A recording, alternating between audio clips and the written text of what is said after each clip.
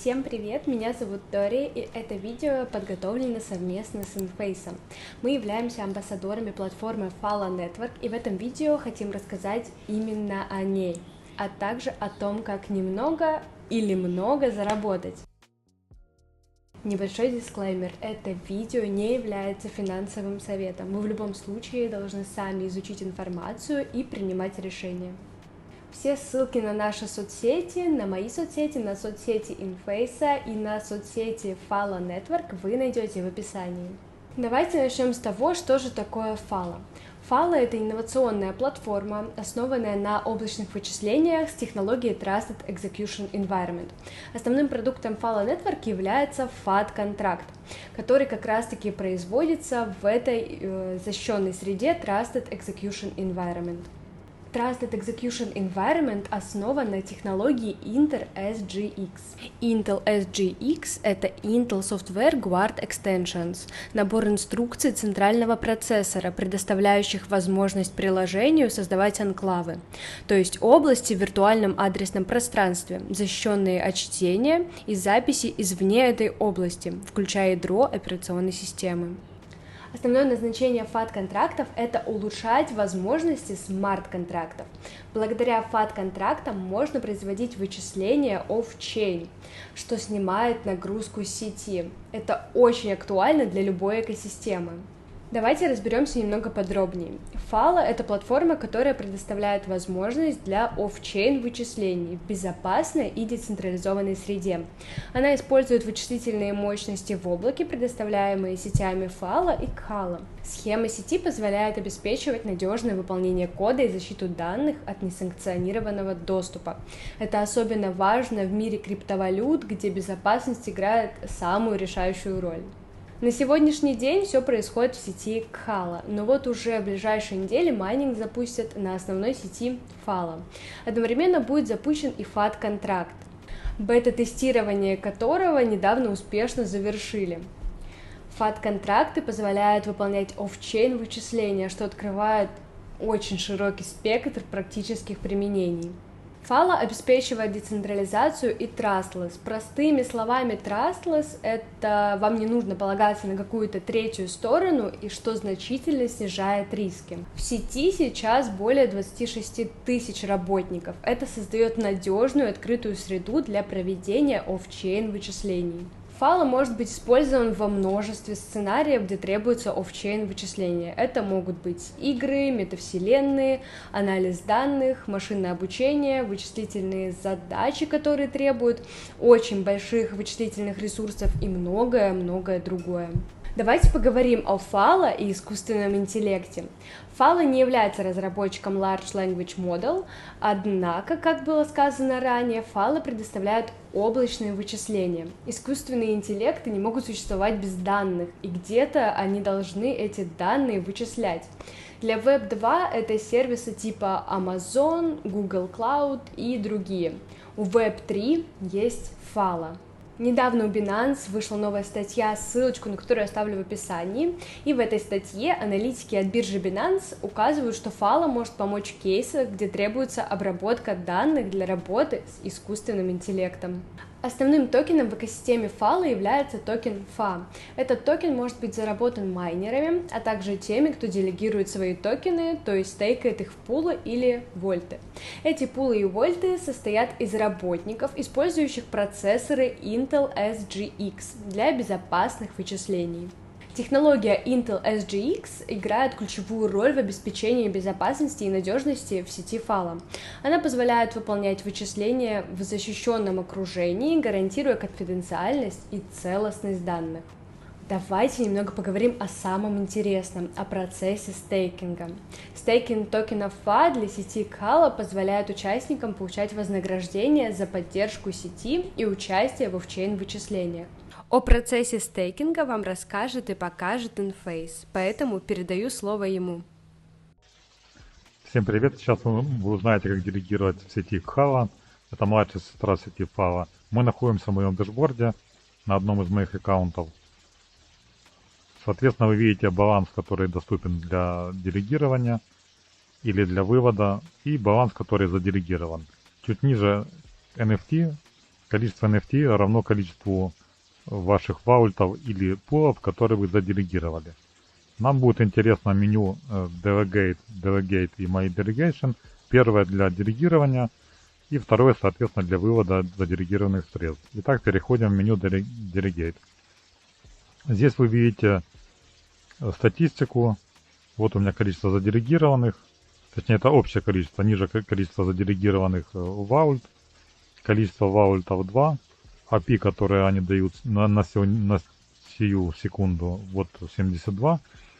Стейкпул я не делегирую. Также у меня есть 500 токенов, которые доступны для делегирования и вывода. И есть еще 500 врапнутых, которые доступны для делегирования. Для того, чтобы мне их, допустим, вывести, мне нужно их сделать unwrap и потом можно выводить. Это делается практически мгновенно. Но для делегирования это не нужно вам unwrapить токены. Вы можете сразу их делегировать. Далее мы видим меню. Так, у нас есть статус. Это имеется в виду фильтры. Вы можете выбрать Verified. Это которая зелененькая галочка. Что это означает Verified? Это означает, что собственники этих пулов, они направили свою статистику, свои учетные данные человеку, который верифицирует из команды, и получили approve. Пулы, которые не имеют такого значочка, например,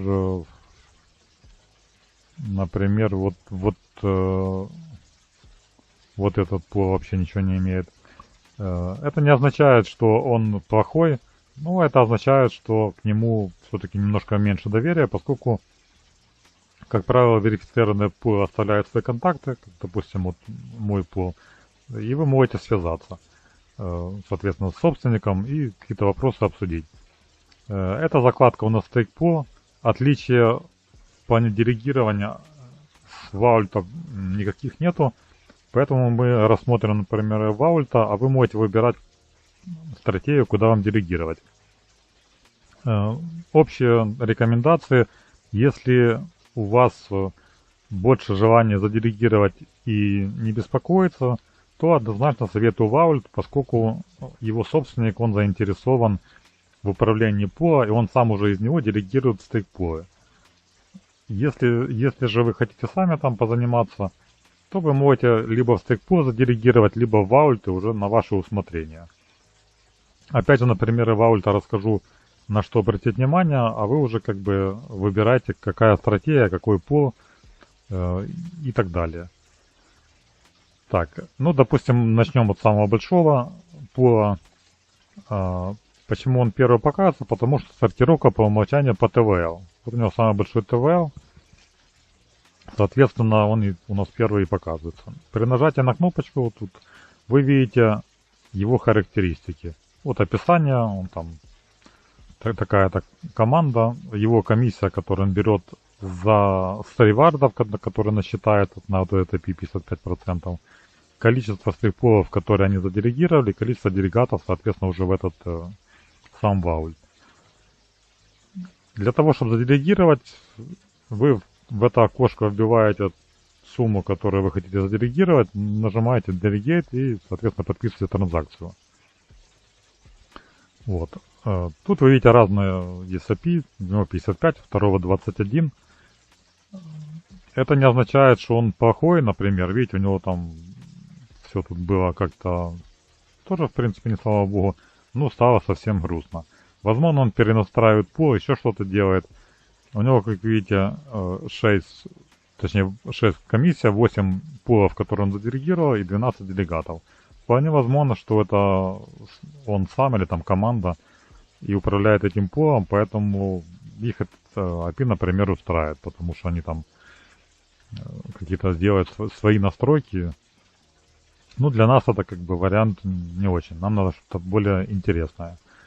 Для более интересного выбирают люди обычно API, сортировка по максимуму. Вот вы видите 81, 79 и ниже на текущий момент. Обращайте внимание на номер, вот этот номер, он называется PID. PID, вот он. Чем он выше, тем по младше. чем он младше, тем больше возможно нюансов с API. Почему они возможны? Потому что новый пул, как правило, хочет привлечь публику. А это означает, что он ставит, ну, во-первых, комиссия 0. А комиссия 0 часто, почти всегда это у собственников стейкпулов. То есть они привлекают таким образом, они ставят, во-первых, повышенную комиссию в самих, точнее, повышенные награды в самих пулах на какое-то время. И люди туда несут, заносят свои фа, и они делегируют, принимают, сами делегируют свои же пулы и принимают через ваульты. Но вы должны понимать, что, как говорится, банкет должен быть за чей-то счет, и API, как правило, корректируется, и нередко он корректируется, ну, в зону более, скажем так, ниже медианной, которая, возможно, будет не самая оптимальная или интересная с точки зрения для получения оптимальных ревард. За максимального я бы не советовал гнаться, потому что, во-первых, в течение дня API может меняться там на 3, 5, 7%, даже такие бывают вещи. И в течение недели, соответственно, или месяца пул может показывать разные характеристики. Поэтому еще раз вот вы клацаете на эту менюшку и вы смотрите на график, который показывает. У него он довольно-таки крутой, скажем так, да, в том плане, что он довольно сильно скачет. Вот, возможно, поэтому у него еще не так много делегатов. Возможно, комбинация, что он молодой, и поэтому тоже немного делегатов. Ну, это, опять же, не значит, что он этот пул плохой, он собрал 134 тысячи. Это просто вам для примера, поскольку он первый, я рассказываю, как это выглядит, какие могут быть нюансы. Вполне возможно, что он может долго держать этот API, и все будет у него отлично, и люди, которые заделегировали, будут в профите. Далее я покажу свои пулы, то есть это именно мои, точнее, мои ваульты, у меня нету как раз пулов. Вот у них API тут 72, тут даже этот пул более старый обогнал более молодой. Ну, как я уже говорил, это, как говорится, случается время от времени, что API может меняться, поэтому основной совет — потратить вам какое-то время, походить по пулам, понаблюдать за ними, походить по ваультам, понаблюдать за ними.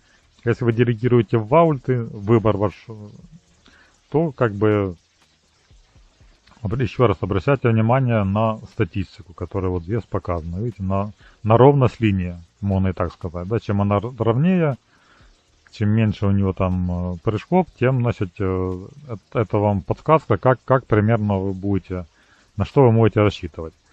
Ну и тут это, да, мой старый пул.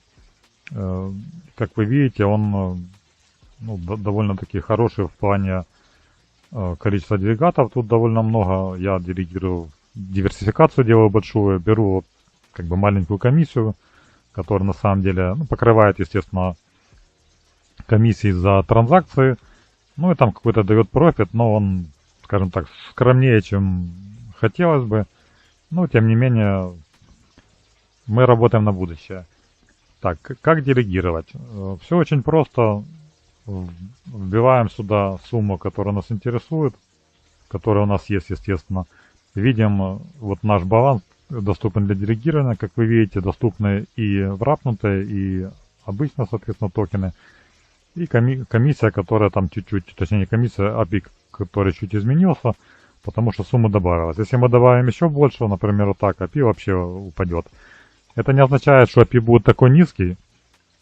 Это означает, что пока собственник пула, в данном случае я не раскинет это по ваульта, все время путаю, собственник ваульта не раскинет это по пулам, соответственно, она будет такая низкая. Ну, как правило, нормальный владелец, он проверяет часто, или постоянно.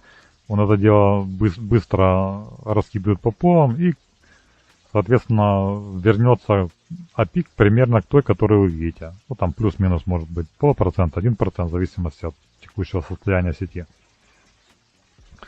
Вот. Теперь мы с вами заделегируем 500 фа, мы их вбиваем. Сейчас мы нажимаем, вот, нажали, подписывается транзакция. И, соответственно, должно появиться сейчас 537, должно добавиться еще 500. Время обновления примерно 13 секунд. Это время блока на сети Khala.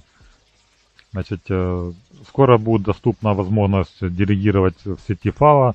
Для стейкеров, делегатов не будет абсолютно никакой разницы, на какой сети стейкать. Поэтому пока там недоступно, естественно, стейкаю здесь. Но будет доступно, буду смотреть. Важные данные. Total value — это те, которые заделегированные токены. 271 миллион, всего их 1 миллиард. Это соотношение заделегированных, соответственно, к циркулейту. Как видим, оно очень даже хорошее.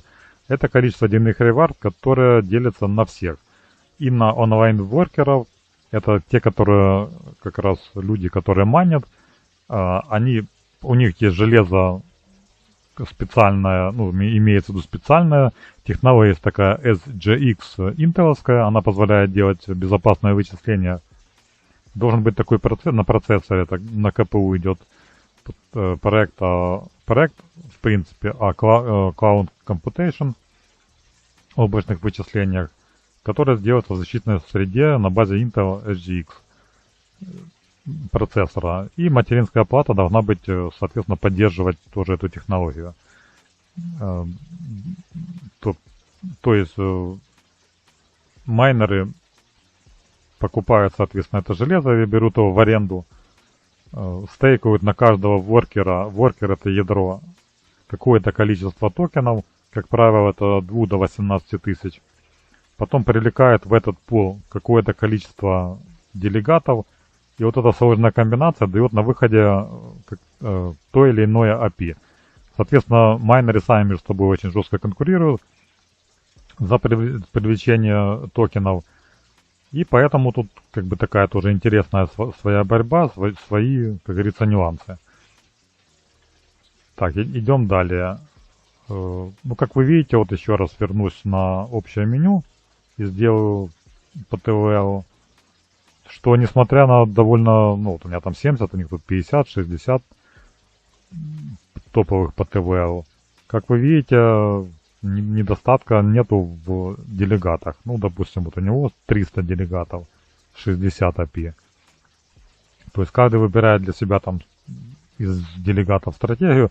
Понятно, что в его случае, допустим, 300 делегатов, это вполне возможно команда, которая сама же делегирует свои пулы. Ну, как видите, есть сейчас делегатов, которые поставили на вывод вот 200 тысяч, значит их не устраивает этот API, они хотят поменять пул. Это то, что я говорю, в зависимости от стратегии, которую вы выбираете, вы можете делегировать в пул и смотрите, что с ним происходит. Ну, очевидно, на этом провале люди поставили на вывод, да, средства. Так, вот вы видите, обновились данные, теперь у меня добавилось количество заделегированных токенов, он их взял в первую очередь в рапнутых, и теперь процесс, соответственно, на 3 точечки, нажимаю на withdraw. Вот у меня доступно всего, я могу вывести 3300, это мгновенный вывод, не надо ждать 14 дней. 14 дней это максимальное количество, которое придется ждать. Ну, давайте вот я выведу, давайте, могу и 1000 вывести, потом закину назад. Я сейчас нажимаю Submit, транзакция вот подписана, идет. Сейчас мы увидим, что у меня вот это количество 500 должно, соответственно, измениться вот здесь. В Rapid добавится 1000. Закончим нашу такую вводную встречу. Всем спасибо за просмотр, до свидания. Для сети Fala процесс стейкинга будет аналогичным, как и на сети Khala. Основным отличием является выбор сети и адреса. Токен для Khala и Fala один, но сети разные. Более подробную информацию о стейкинге на сети Fala обещают предоставить в ближайшее время, поскольку стейкинг станет доступным уже скоро. Вот и подошел к концу наш сегодняшний сюжет о Fala, инновационной платформе для офчейн-вычислений. Мы узнали, что Fala обеспечивает безопасность, децентрализацию и доверие, а также предоставляет множество практических применений. И что немаловажно, прямо сейчас дает возможность заработать до 80% API. Для тех, кто не знает, что такое API, это годовая доходность. Отличие от APR, годовой процентной ставки, в том, что ваши реварды постоянно добавляются к основной сумме, таким образом увеличивая доходность. На сегодня это все. Спасибо большое вам за просмотр этого видео. Надеюсь, это видео оказалось полезным для вас. Не забывайте, что все ссылки на проект Fala Network, а также на Inface и на мои соцсети вы найдете в описании. Если у вас остались вопросы, обязательно их задавайте в комментариях. Будем рады вам ответить и помочь. Большое спасибо за просмотр. До новых встреч. Пока.